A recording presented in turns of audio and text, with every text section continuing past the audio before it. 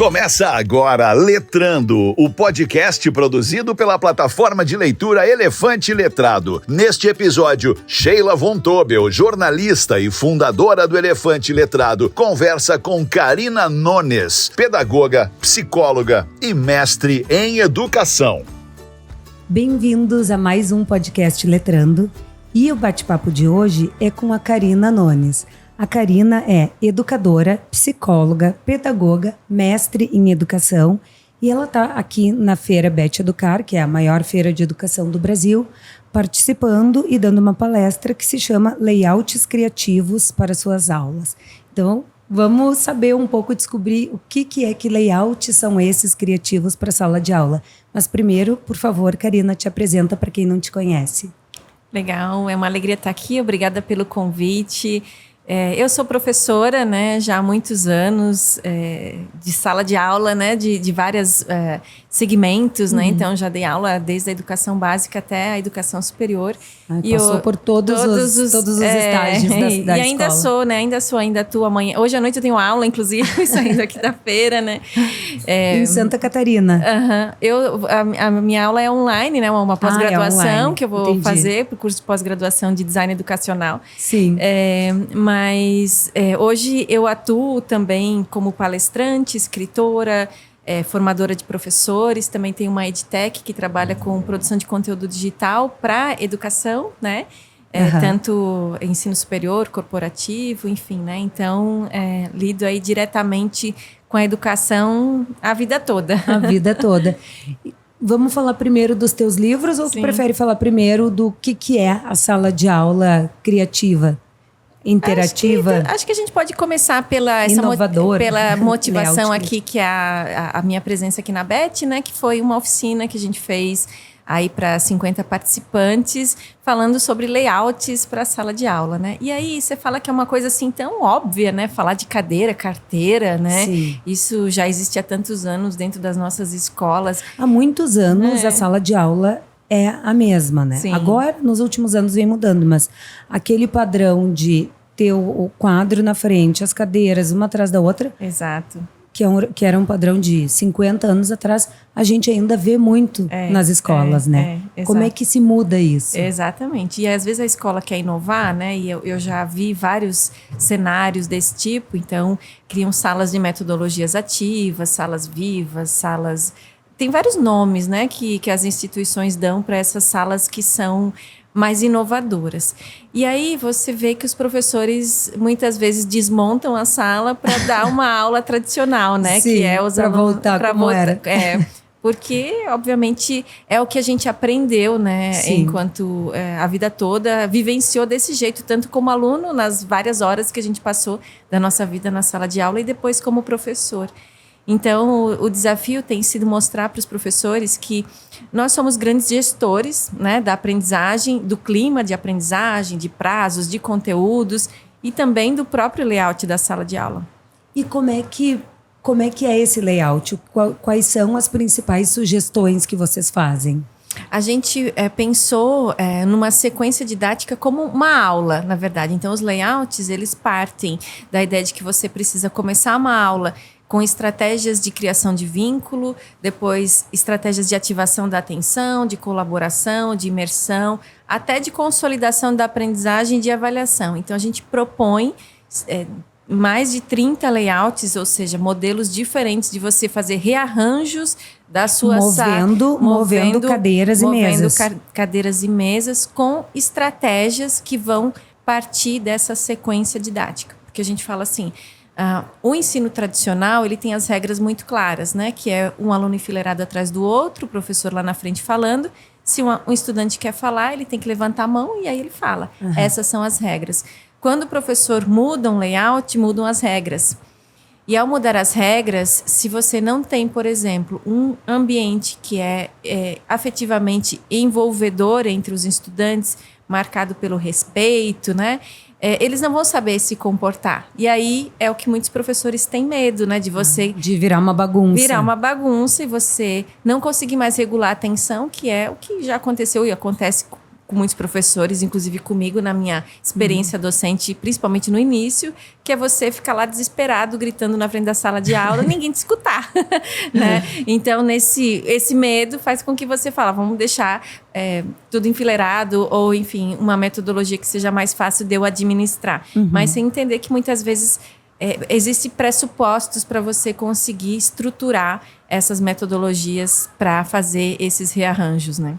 E vocês têm alguma pesquisa que possa mostrar para o professor, olha, para esse assunto aqui, se colocar todas as mesas em roda, funciona melhor, ou se dividir a turma por grupos, existe já algum estudo que consiga nos mostrar a diferença de fazer isso ou não? Tem vários estudos de metodologias ativas, né, que eles trazem o quanto o estudante ele aprende mais, né, são principalmente literaturas estrangeiras, mas elas dão embasamento para o professor para que ele consiga até convencer os próprios estudantes de que quando ele não está passivo no processo de aprendizagem, ele retém mais as informações, ele ressignifica, ele aprende, ele consolida, né? Então essa é uma base. Mas a gente também trabalha pelo desenvolvimento de competências. Então é importante que o professor ele tenha uma intencionalidade no layout, assim como nas tecnologias. Então não é usar um aplicativo, um recurso porque está na moda, né?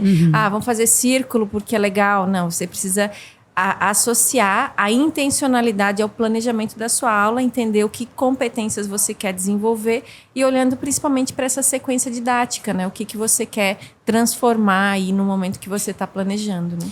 E é isso que vocês treinam os professores. O teu trabalho, por exemplo, é formar professores para que eles entendam desses 30, por exemplo, layouts diferentes que ele pode usar de acordo com a matéria que ele vai ensinar. Então, o trabalho de vocês é esse, é ensinar e treinar os professores a usarem essas técnicas? Hoje a gente trabalha com desenvolvimento docente em vários aspectos, né? E eu tenho uma frase que eu gosto de falar para os professores: quem não vive aprendendo, não sobrevive ensinando, né? E esse é o grande desafio dos professores hoje, diante de tanto conhecimento e informação que circula, é ele aprender muito sobre, muitas vezes, a matéria que ele está lecionando na escola e ainda assim conhecer de estratégias, neuroaprendizagens, enfim, todo o cenário de tecnologia educacional que está se movimentando dentro dessa revolução que a gente está vivendo. Então, o meu papel é muito inspiracional também, de ajudar os professores a buscar esse autodesenvolvimento. Eu tenho até um aplicativo que chama Educabox, ele é um aplicativo gratuito de Como é que é o nome? Vamos colocar aqui. Educabox. É um aplicativo gratuito para os professores de microaprendizagem, porque a ideia, a gente sabe que o professor não tem tempo, né? Porque ele tem que planejar a aula, ele tem que corrigir atividades. E aí, quando ele tem as atividades em casa, né? Então, quando que ele, de fato, vai conseguir se desenvolver, né? Então, a ideia é que a gente trabalhe também com microlearnings, né? Que são as microaprendizagens. Você pode aprender algo novo todos os dias, ainda que numa leitura rápida, e tentar implementar na sala de aula. Então, o nosso desafio aqui é também trabalhar com as próprias crenças dos professores, que eu chamo de crenças limitantes, que é aquilo que às vezes nos impede de mudar, né? Você achar assim, o estudante é nativo digital, eu não sou, então eu não sou tão bom nisso. Eu não posso dar tudo de mão beijada, então eu falo, então o nosso papel é complicar a aprendizagem, né? Se eu mudar as carteiras, vai dar muito barulho, né? Se eu não ficar em pé dando aula aqui na frente, o coordenador vai passar, vai achar que eu não estou dando aula. Então, existem várias crenças dentro de nós, que às vezes a gente não reconhece, e que nos impede de mudar, né? Então, isso está muito relacionado com a mentalidade inovadora. Então, o meu trabalho, e também das minhas colegas, outras professoras, que algumas escrevem comigo, né? A gente tem vários trabalhos aí que atuam na formação de professores. É um pouco esse, né? Mobilizar o professor a pensar de uma forma diferente. E que é possível, né? Não precisa ter um mega investimento da escola, comprar cadeira de rodinha, isso eu queria te perguntar. O investimento da escola, tanto na formação desses professores, quanto no layout para poder fazer essas formas diferentes de sala de aula. Como é que funciona isso? Como é que as escolas se adaptam a isso? Eu acho assim que é sempre importante a escola ouvir os professores e trazer oportunidades de formação para eles, né, para que possa ter sinergia também com o que a escola está buscando implementar enquanto identidade regional, o seu diferencial dentro da cidade, do perfil do estudante que ela quer desenvolver. Então, eu acho que isso é bacana, as escolas se mobilizarem para isso, né? Mas, ao mesmo tempo que elas estão buscando alternativas de se modernizar, né, de inovar, mostrar que muitas dessas inovações elas acontecem aí entre o professor e o estudante, entre as pessoas, né? Sim. Elas são as grandes motivações e as grandes influenciadoras das mudanças, né? Sim. Então, não adianta você criar salas maravilhosas que depois as pessoas não vão saber usar ou não vão se sentir pertencentes a esse espaço. Então, os espaços da sala de aula também tem que promover vínculos, fazer com que as pessoas se sintam pertencentes àquele lugar, que elas possam co-criar e construir juntas, opinar, tanto professores, quanto estudantes, quanto a comunidade, quanto os pais, enfim, quanto a gestão da escola. Karina, quem estiver nos assistindo agora e for, de repente, professor, gestor de escola, diretor, ou até pais que queiram sugerir o teu trabalho para as escolas, como eles fazem para te achar e para saber mais sobre o trabalho de vocês? Legal. Acho que pode me seguir lá no Instagram, né? Que Qual é o Instagram? Karina, vamos colocar aqui. Karina.tomelin, né? Vou colocar aqui Isso, pode fazer, Karina. Karina.tomelin. Tenho bastante conteúdo para pais, para educadores, inclusive os estudantes às vezes me seguem e eles conversam comigo, querem. Há um interesse. Esse livro aqui mesmo dos layouts é muito engraçado. Vamos mostrar os livros. Às vezes um aluno, um filho de um professor fala: ai, meu filho quer levar para a escola e quer levar para o seu professor, né? Porque de fato as crianças e os adolescentes eles também estão mobilizados a mudar a educação, né? Então a minha conversa não é só com educadores, mas também com jovens, com crianças e adolescentes que buscam aí essa inovação. E agora, e quem quiser comprar esse livro, por exemplo, onde encontra? Encontra na Amazon. Na Amazon, tá. Esse aqui que a gente está em pré-lançamento, que se a gente puder falar um pouquinho dele, né? Nos conta, deixa eu mostrar a capa desse aqui. Esse Pedagogia é um livro de Futuros. Isso. Esse é um livro que eu escrevi junto com a professora Twine Daros, que também é autora, né, e palestrante e fala bastante sobre metodologias ativas. E esse livro, ele traz um cenário que vem também promovido pela Unesco, que é como que a gente prepara as próximas gerações, que é o desafio dos educadores. O que eu tenho que colocar no currículo, já que está tudo mudando tão rápido?